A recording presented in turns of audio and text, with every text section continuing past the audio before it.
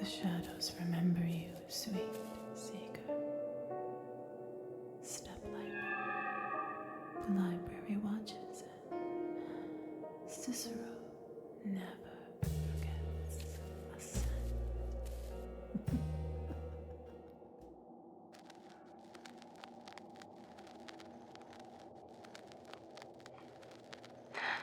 Welcome back, little Shay. Cicero and I were hoping to see you haunting the library's halls again.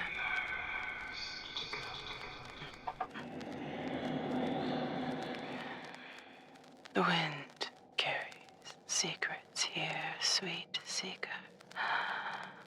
Not the cries of men, nor the clatter of swords.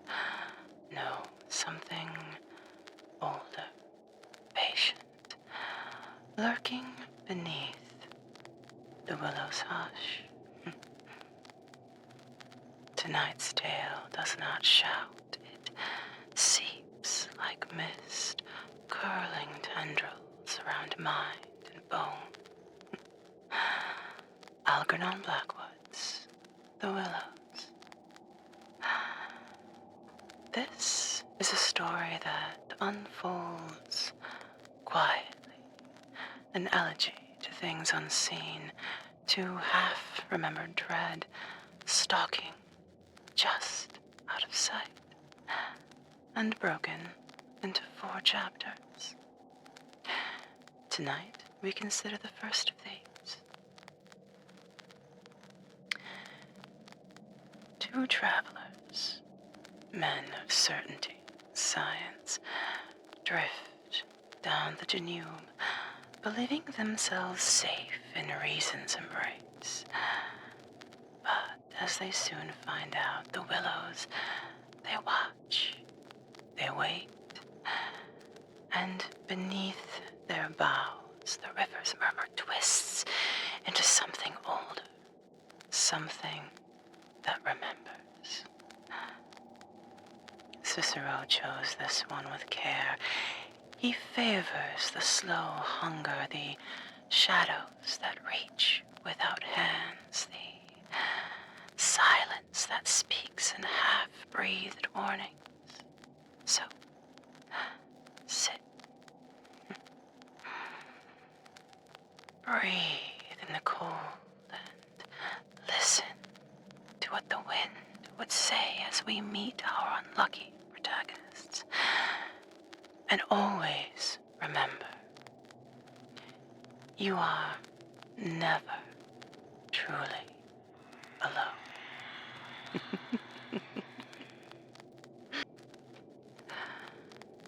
After leaving Vienna, and long before you come to Budapest, the Danube enters a region of singular loneliness and desolation, where its waters spread away on all sides regardless of a main channel, and the country becomes a swamp for miles upon miles, covered by a vast sea of low willow bushes. On the big maps, this deserted area is painted in a fluffy blue, growing fainter in color as it leaves the banks, and across it may be seen in large straggling letters the word Sumpf, meaning marshes. In high flood, this great acreage of sand, shingle beds, and willow-grown islands is almost topped by the water, but in normal seasons the bushes bend and rustle in the free winds, showing their silver leaves to the sunshine in an ever-moving plain of bewildering beauty.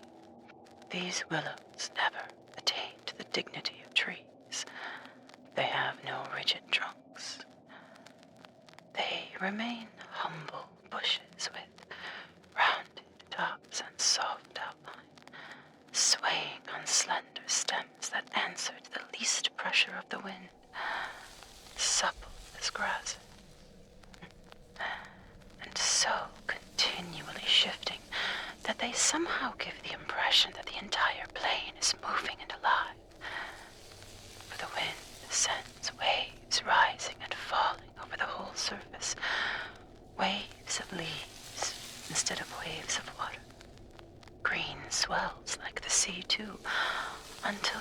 branches turn and lift, and it's silvery white as their underside turns to the sun, happy to slip beyond the control of the stern banks.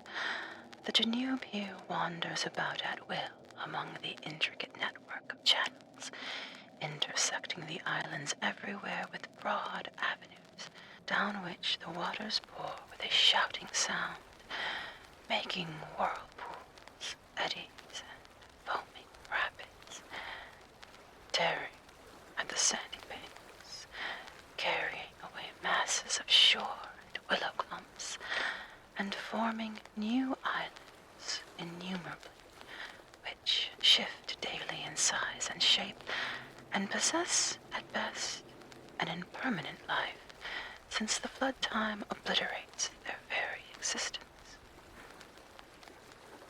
Properly speaking, this fascinating part of the river's life begins soon after leaving Pressburg, and we, in our Canadian canoe, with canvas tent and frying pan on board, reached it on the crest of a rising flood about mid-July, that very same morning when the sky was reddening before sunrise. We had slipped swiftly through still sleeping Vienna, leaving it a couple of hours later, a mere patch of smoke against the blue hills of the Wienerwald on the horizon. We had breakfasted below Fischerhamen under a grove of birch trees roaring in the wind, and had then swept on the daring current past Orth, Hainburg, Petronell, the old Roman Carnuntum of Marcus Aurelius, and so under the frowning heights of Thelsen on a spur of the Carpathians, where the march steals in quietly from the left, and the frontier is crossed between Austria and Hungary. Racing along at 12 kilometers an hour soon took us well into Hungary, and the muddy waters, sure sign of flood, sent us aground on many a shingle bed, and twisted us like a cork in many a sudden belching whirlpool before the towers of Pressburg. Hungarian Pozsony showed against the sky. And then the canoe, leaping like a spirited horse, flew at top speed under the gray walls, negotiated safely the sunken chain of the Fliegende Brücke ferry, turned the corner sharply to the left, and plunged on yellow foam into the wilderness of islands, sandbanks, and swampland beyond, the land of the Willows. The change came suddenly, as when a series of bioscope pictures snaps down on the streets of a town and shifts without warning into the scenery of lake and forest. We entered the land of desolation on wings, and in less than half an hour there was neither boat, nor fishing hut, nor red roof, nor any single sign of human habitation and civilization within sight. The sense of remoteness from the world of humankind, the utter isolation, the fascination of this singular world of willows, winds, and waters, instantly laid its spell upon us both, so that we allowed laughingly to one another that we ought by rights to have held some special kind of passport to admit us, and that we had, somewhat audaciously, come without asking leave into a separate little kingdom of wonder and magic, a kingdom that was reserved for the use of others who had a right to it, with everywhere unwritten warnings to trespassers, for those who had the imagination to discover them. Though still early in the afternoon, the ceaseless buffetings of a most tempestuous wind made us feel weary, and we at once began casting about for a suitable camping ground for the night. But the bewildering character of the islands made landing difficult. The swirling flood carried us inshore and then swept us out again. The willow branches tore our hands as we seized them to stop the canoe, and we pulled many a yard of sandy bank into the water before, at length, we shot with a great sideways blow from the wind into a backwater and managed to beach the bows in a cloud of spray.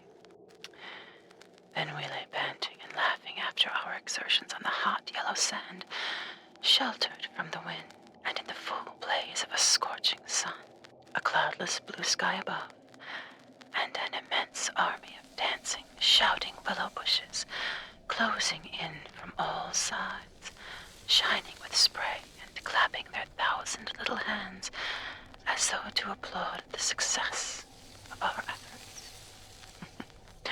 What a river, I said to my companion, thinking of all the way we had traveled from the source in the Black Forest, and how he had often been obliged to wade and push in the upper shallows at the beginning of June. Won't stand much nonsense now, will it? He said, pulling the canoe a little further into safety up the sand, and then composing himself for a nap. I lay by his side, happy and peaceful in the bath of the elements, water, wind, and sand, and the great fire of the sun, thinking of the long journey that lay behind us, and the great stretch before us into the Black Sea, and how lucky I was to have such a delightful and charming traveling companion as my friend, the Swede. We had made many similar journeys together, but the Danube, more than any other river I knew, impressed us from the very beginning with its aliveness. From its tiny bubbling entry into the world among the pine wood gardens of Donaueschingen, until this moment when it began to play the great river game of losing itself among the deserted swamps, unobserved, unrestrained, it had seemed to us like following the groan of some living creature. Sleepy at first, but later developing violent desires as it became conscious of its deep soul, it rolled like some huge fluid being through all the countries we had passed, holding our little craft on its mighty shoulders, playing roughly with us sometimes, yet always friendly and well-meaning, till at length we had come inevitably to regard it as a great personage. How indeed could it be otherwise, since it told us so much of its secret life? At night, we heard it singing to the moon as we lay in our tent, uttering that odd, sibilant, more peculiar to itself, and said to be caused by the rapid tearing of the pebbles along its bed, so great is its hurrying speed. We knew, too, the voice of its gurgling whirlpools, suddenly bubbling up on a surface previously quite calm, the roar of its shallows and swift rapids, its constant, steady thundering below all mere surface sounds, and that ceaseless tearing of its icy water at the banks. How it stood up and shouted when the rains fell flat upon its face, and how its laughter roared out when the wind blew upstream and tried to stop its growing speed. We knew all its sounds and voices, its tumblings and foamings, its unnecessary splashing against the bridges, that self-conscious chatter when there were hills to look on, the affected dignity of its speech when it passed through the little towns, far too important to laugh, and all these faint, sweet whisperings when the sun caught it fairly in some slow curve and poured down upon it till the stream rose. It was full of tricks, too, in its early life before the great world knew it. There were places in the upper reaches among the Swabian forests, when yet the first whispers of its destiny had not yet reached it, where it elected to disappear through holes in the ground, to appear again on the other side of the porous limestone hills, and start a new river with another name, leaving, too, so little water in its own bed that we had to climb out and wade and push the canoe through miles of shallows. And a chief pleasure in those early days of its irresponsible youth was to lie low, cunning, still, before the little turbulent tributaries came to join it from the Alps, and to refuse to acknowledge them when in, but to run for miles side by side, the dividing line well marked, the very levels different, the Janube utterly declining to recognize the newcomer. Below Passau, however, it gave up this particular trick, for there the inn comes in with a thundering power impossible to ignore, and so pushes and incommodes the parent river that there is hardly room for them in the long twisting gorge that follows, and the Janube is shoved this way and that against the cliffs and forced to hurry itself with great waves and much dashing to and fro in order to get through in time. And during the fight, our canoe slipped down from its shoulder to its breast and had the time of its life among the struggling waves. But the inn taught the old river a lesson, and after Passau, it no longer pretended to ignore new arrivals.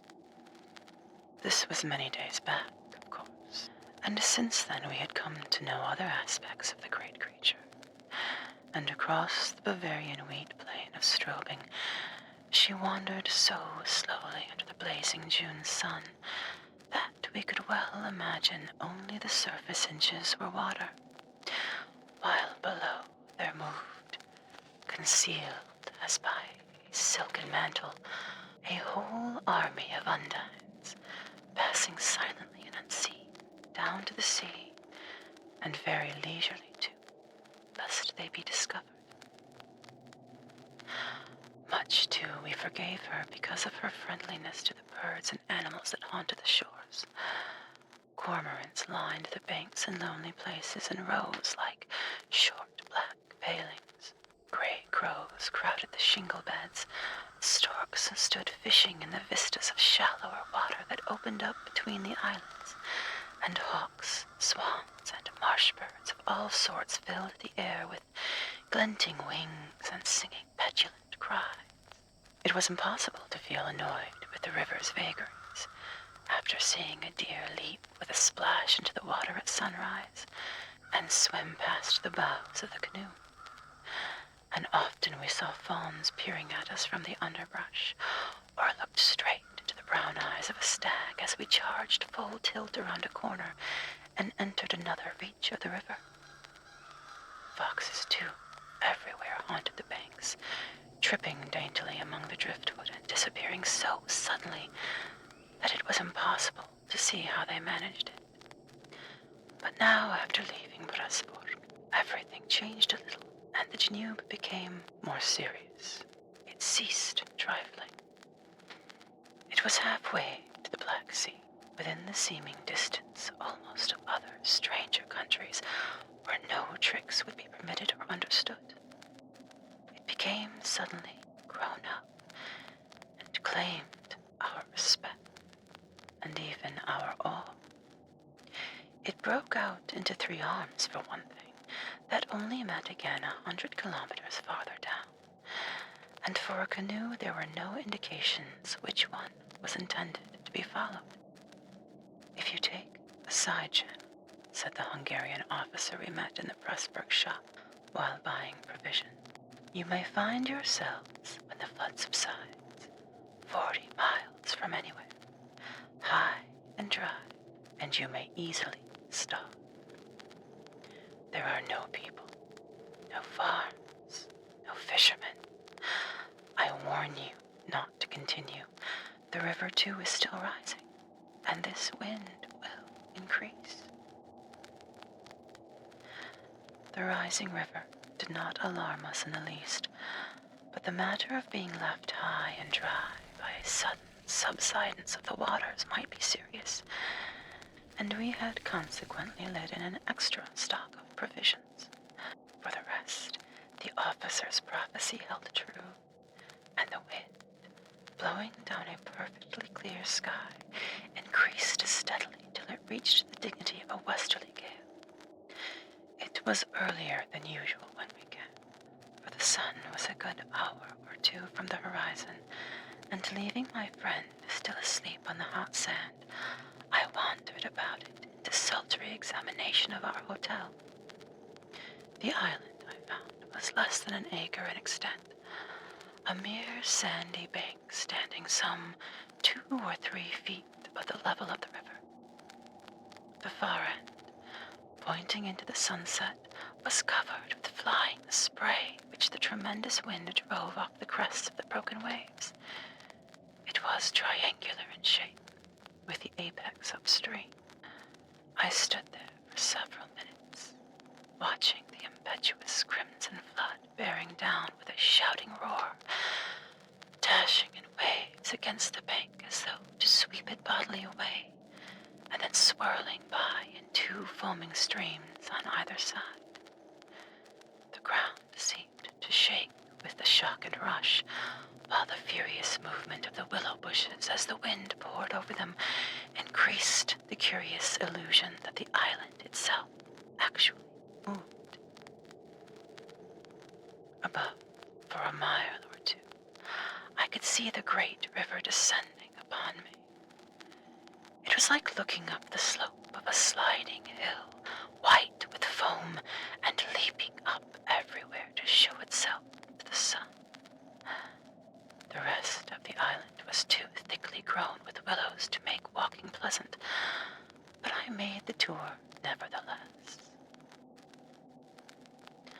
From the lower end, the light, of course, changed, and the river looked dark and angry.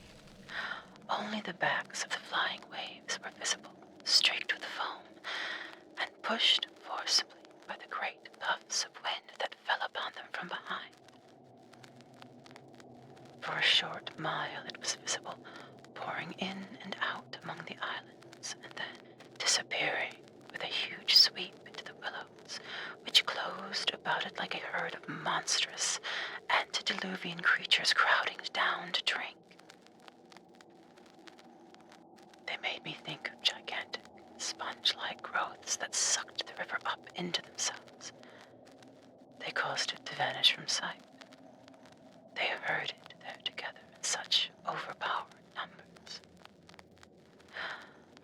Altogether, it was an impressive scene with its utter loneliness, its bizarre suggestion, and as I gazed long and curiously, a singular emotion began to stir somewhere in the depths of me.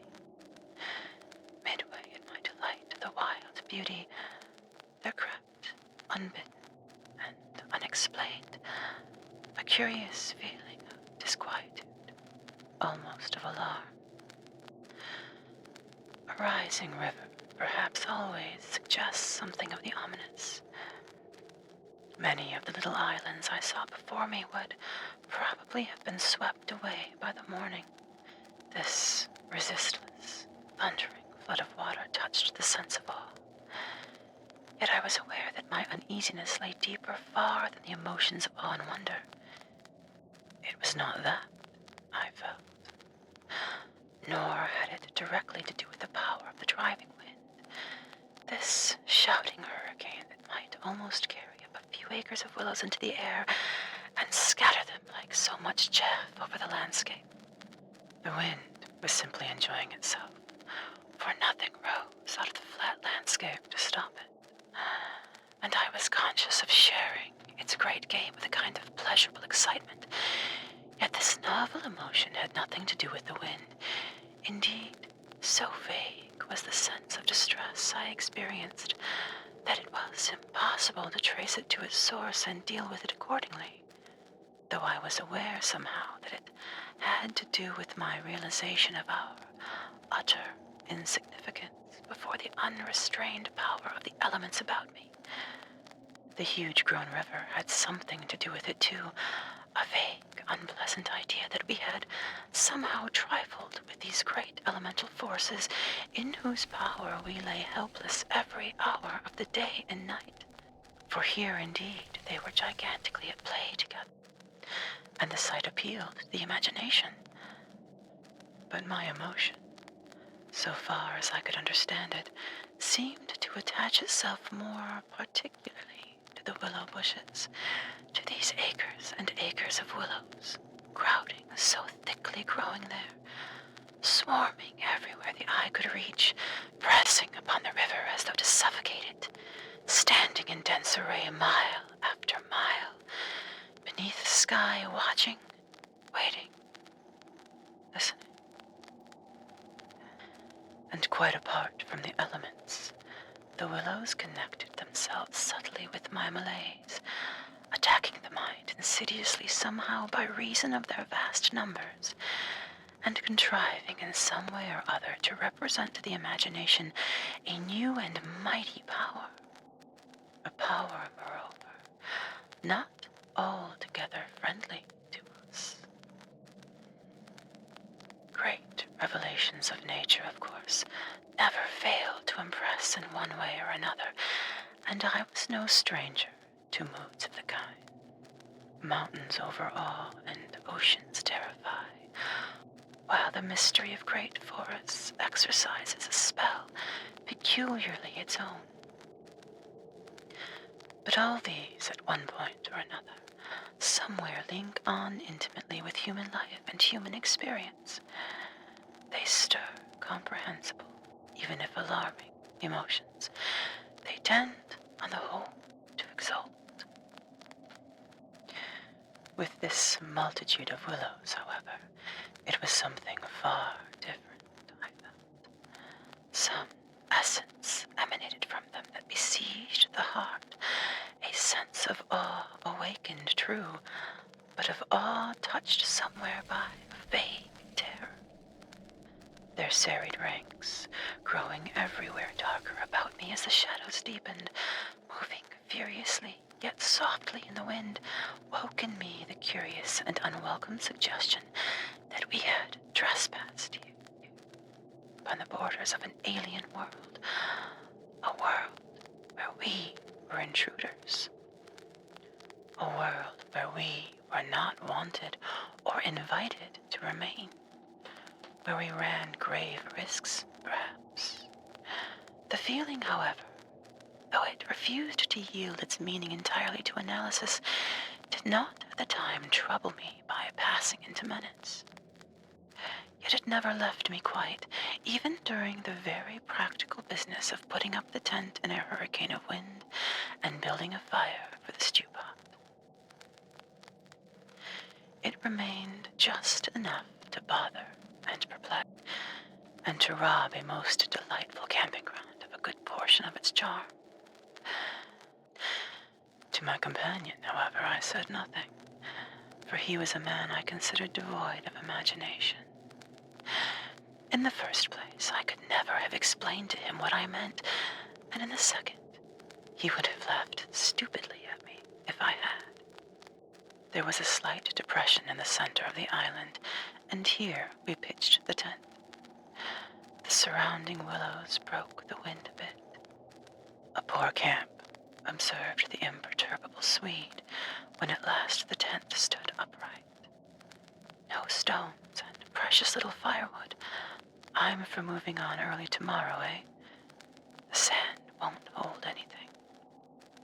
But the experience of a collapsing tent at midnight had taught us many devices, and we made the cozy canvas house as safe as possible, and then set about collecting a store of wood to last till bedtime. Willow bushes drop no branches, and driftwood was our only source of supply.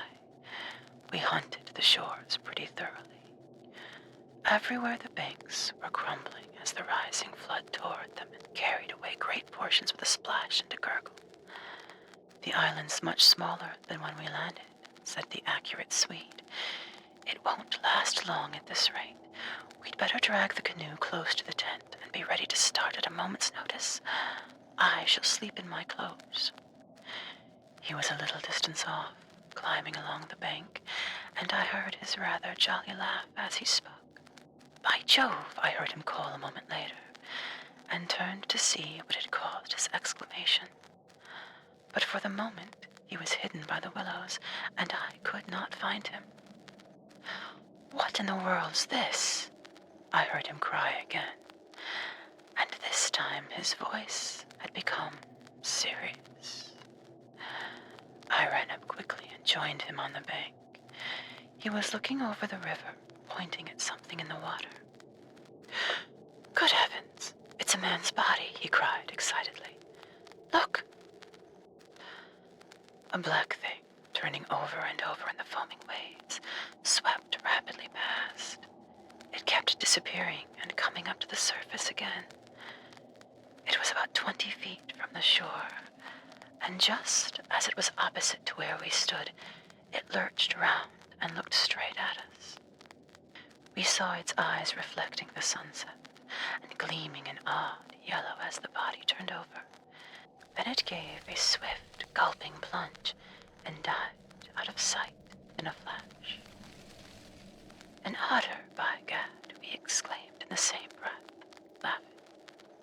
It was an otter, alive and out on the hunt, yet it had looked exactly like the body of a drowned man, turning helplessly in the current. Far below, it came to the surface once again, and we saw its black skin, wet and shining in the sunlight. Then, too, just as we turned back, our arms full of driftwood, another thing happened to recall us to the riverbank. This time it really was a man, and what was more, a man in a boat. Now, a small boat on the Danube was an unusual sight at any time, but here in this deserted region, and at flood time, it was so unexpected as to constitute a real event.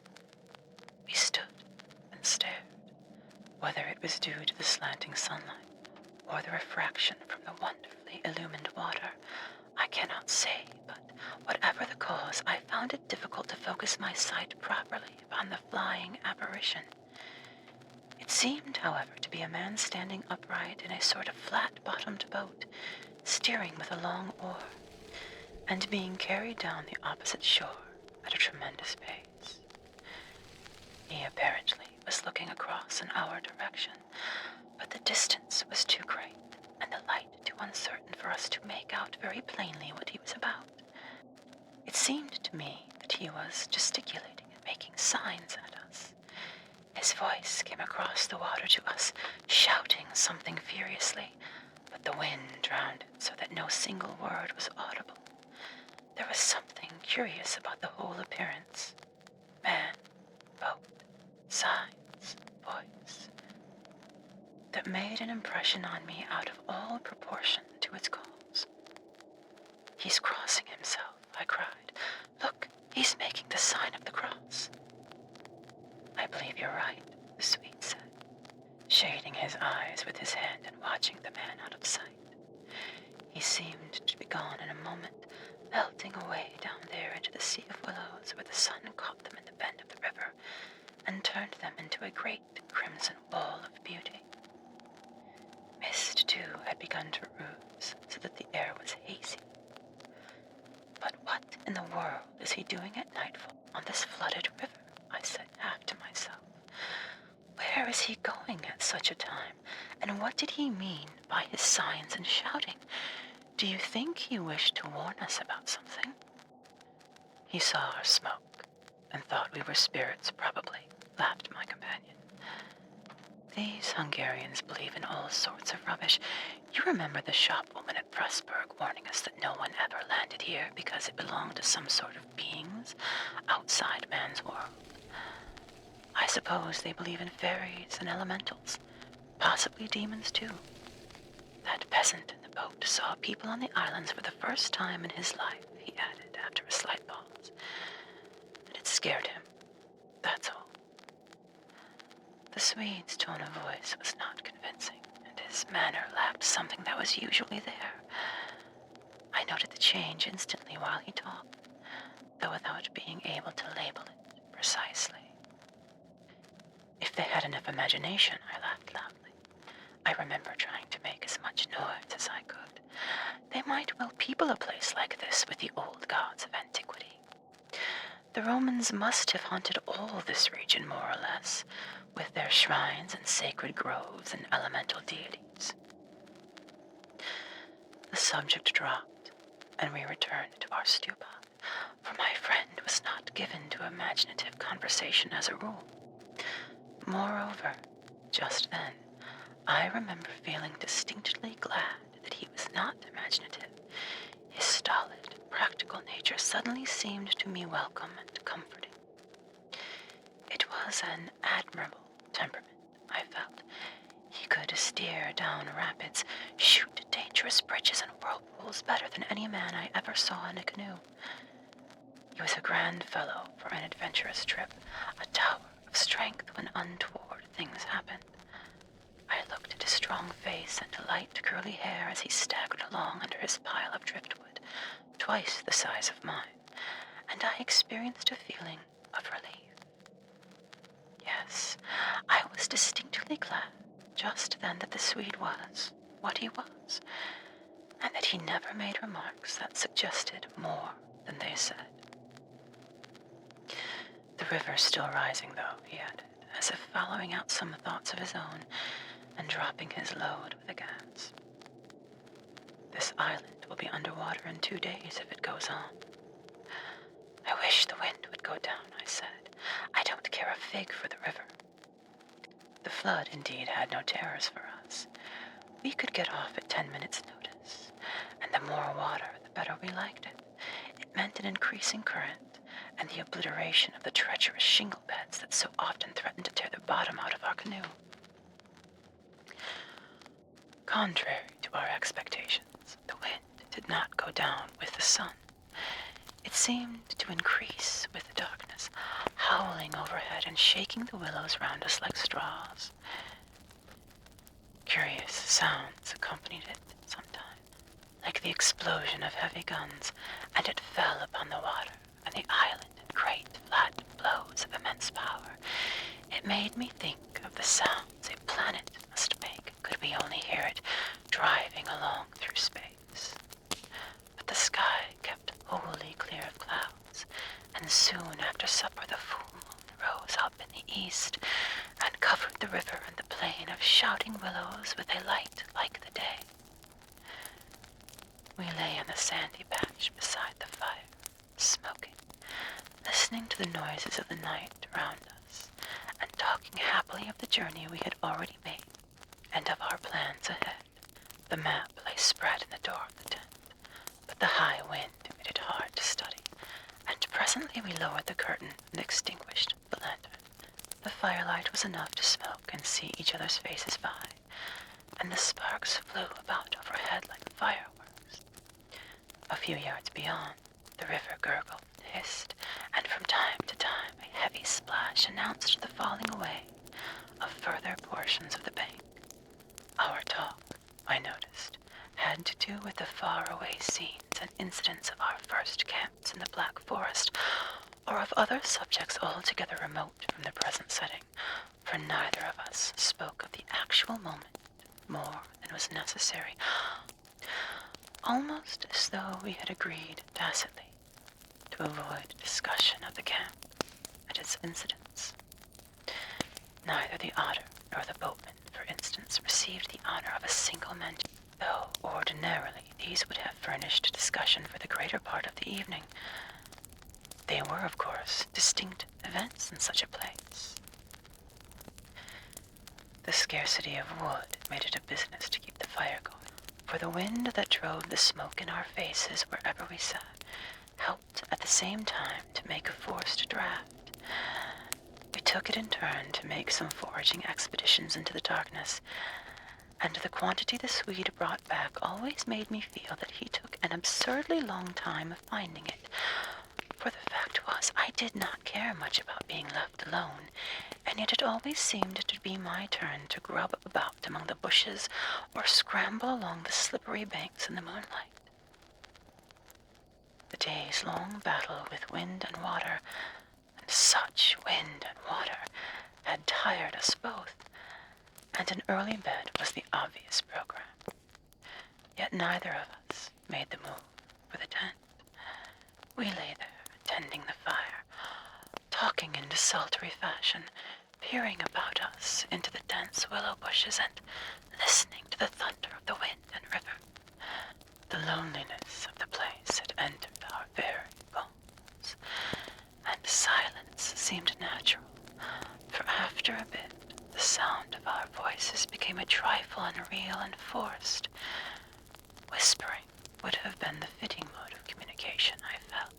and the human voice, always rather absurd amid the roar of the elements, now carried with it something almost illegitimate. It was like talking out loud in church, or in some place where it was not lawful, perhaps not quite safe, to be overheard. The eeriness of this lonely island, set among a million willows, swept by a hurricane and surrounded by hurrying deep waters, touched us both, I fancy.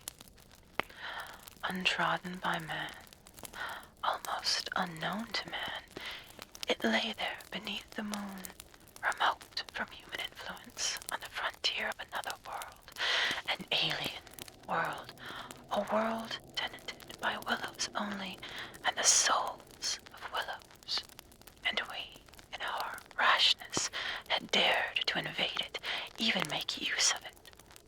Something more than the power of its mystery stirred in me as I lay on the sand, feet to fire, and peered up through the leaves of the stars. For the last time, I rose to get firewood. When this is burnt up, I said firmly, I shall turn in. And my companion watched me lazily as I moved off into the surrounding shadows.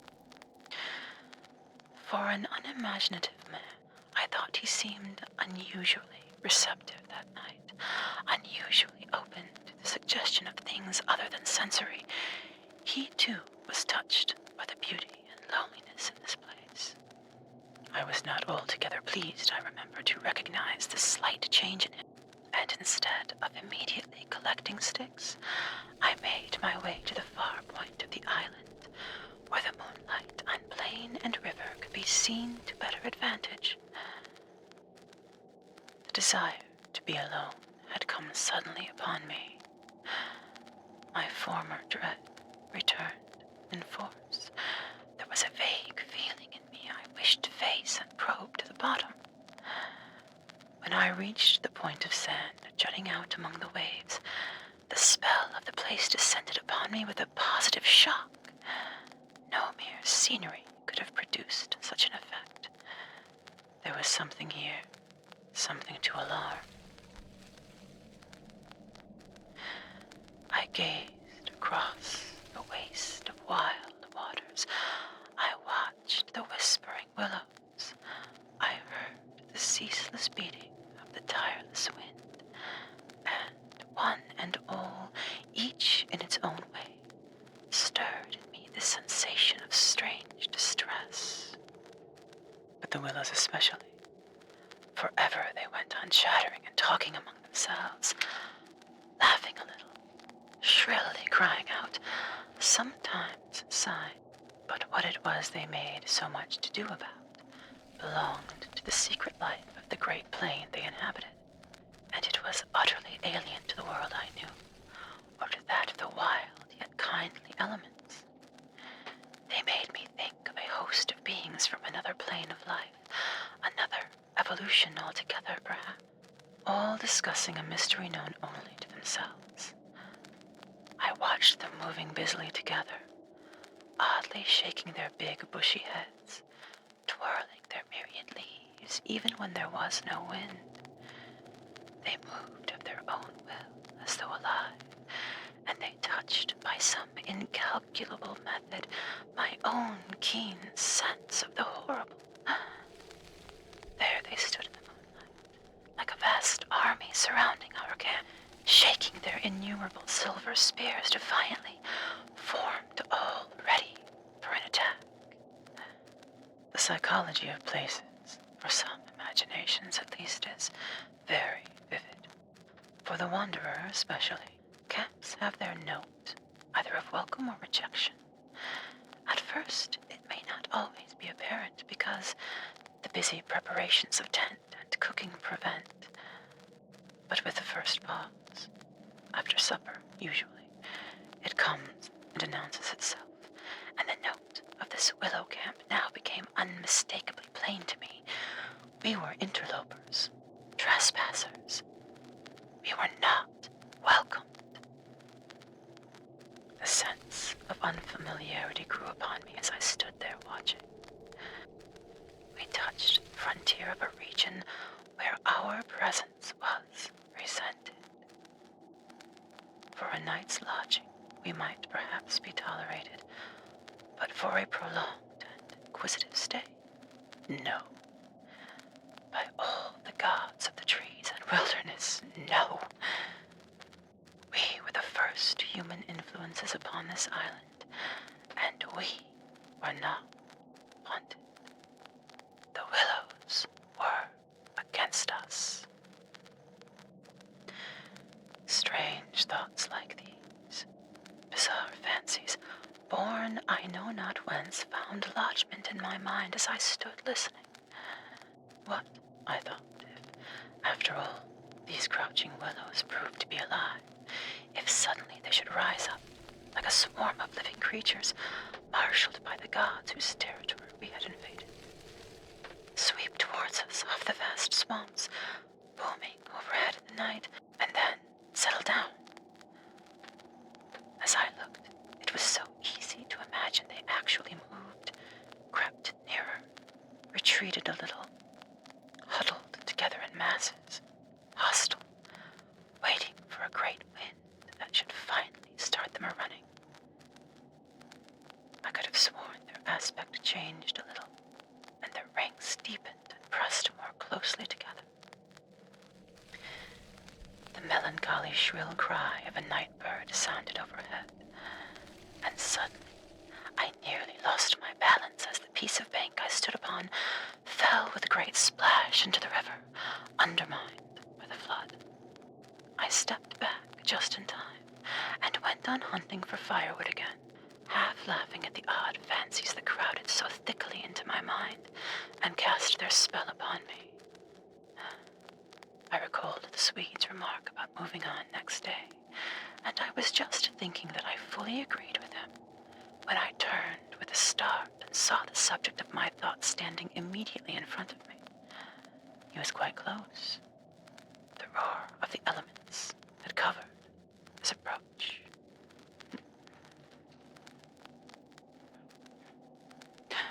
Worry not, sweet seeker. The willows still whisper, not a goodbye, but something darker. A promise folded in shadow, hovering just beyond the first tentative steps of this ill-fated journey. Wrapped in the silence between heartbeats, it waits for the opportunity to whisper in your ear once again, spilling the secrets within Chapter 2. So, tell me, what have you left behind at the river's edge? A thought? A fear? Or a sliver of your soul left lost beneath the leaves? Cicero says that the forest never forgets, and neither do the shadows walking. Now, if Blackwood's shadows are flickering at the periphery of your vision, whisper it in the comments. We relish the voices dragged forth by the darkness. And be sure to join us next week when we embark on Chapter 2. The Graven Library feeds on your whispers. Offerings are accepted on both Patreon and Coffee, and the vaults remain open for those who would return. But until next time, trust the silence, but never